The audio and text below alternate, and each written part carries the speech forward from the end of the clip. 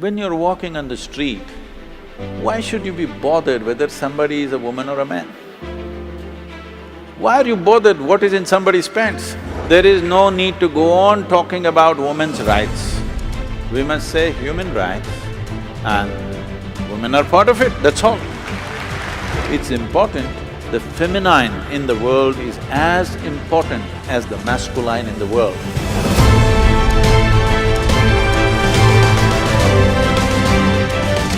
Sadhguruji, what is the quality you find in an Indian woman when compared to the world woman, other countries? What is the best and beautiful quality, one single quality? Are you trying to get me into trouble?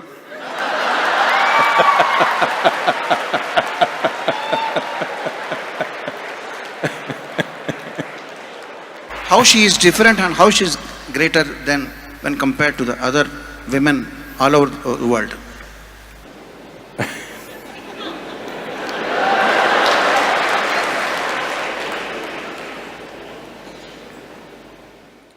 See, I don't know why we are putting only women on the focus.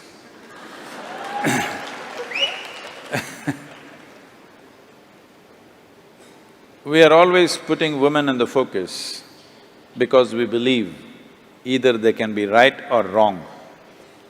And of course, men are right. So because we are always right, we are looking whether this is the right kind of woman or the wrong kind of woman. You must understand, for whatever reasons, the nature has given a larger responsibility for the woman in terms of bearing a child and having a profound influence on the child in the early part of child's life. And when we talk about a child, don't think this is about reproduction. You and me are here because of that. So, our very existence began in a woman's body. That is, if you're normal birth, I am normal birth. There are some people who claim they dropped from elsewhere, I have nothing to say about them. If you're normal birth, our life began in a woman's body. And today, the simple biological factors of being male or female, we are exaggerating it too much. I'm saying, when you're walking on the street, why should you be bothered whether somebody is a woman or a man? Why are you bothered what is in somebody's pants? It's not your business. Only in bathrooms and bedrooms it should matter, nowhere else.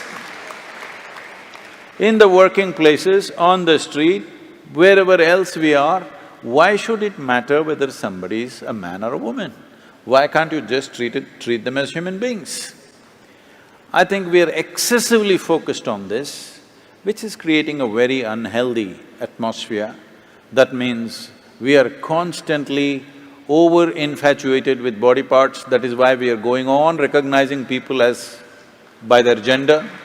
You are not recognizing people by their intelligence, by their capabilities, by their competence, only by their gender.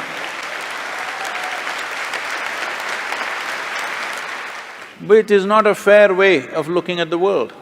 For certain aspects of our life, gender is important. But for rest of the life, how much brains you got is important, how much capable you are is more important. Gender is only valid in certain relationships. In rest of the relationships, gender shouldn't even come into the picture. Only then there will be equality. There is no need there is no need to go on talking about women's rights. We must say human rights and women are part of it, that's all. So, about the Indian woman, should I still talk?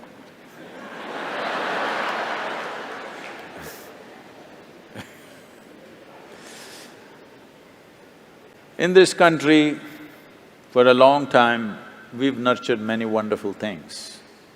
But these wonderful things, because of many misunderstandings, have also taken on very horrendous forms. When I say it's taken on horrendous forms, many simple things which were done for the protection of the woman, for the well-being of the woman, have become discriminatory over a period of times and taken on very horrendous forms of exploitation. We must look back and see why these little things were created. If we don't address these things, the Western world is on a binge because they want to make male and female equal. It is not necessary to be equal. Equal opportunity is fine. It is not necessary to expect a woman to do the same things that a man is doing. Then what is the point of the gender differentiation that nature has made? It's important, the feminine in the world is as important as the masculine in the world.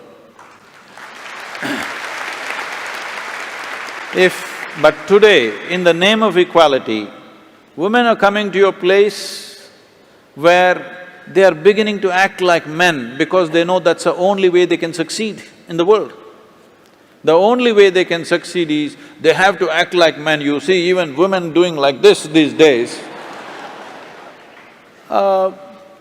This is not necessary because if you destroy the feminine, then you truly have enslaved the woman.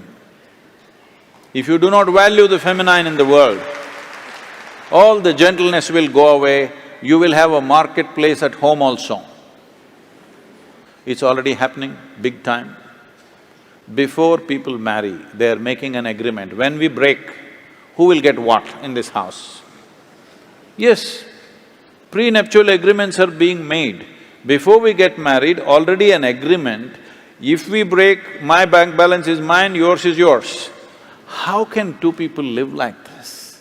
But here, still we have the joy of two people becoming one and enjoying that. Maybe after some time you will fight, but still, at least you have the joy of weaving two lives into one. When you go at it like this suspiciously in the name of equality, you will never know the joy of knowing each other, mingling with each other, being one with each other. Nothing will happen. Home will become a marketplace. This is because of wrong ideas of equality. Equality you should not even talk about. We should talk about responsibility for each other.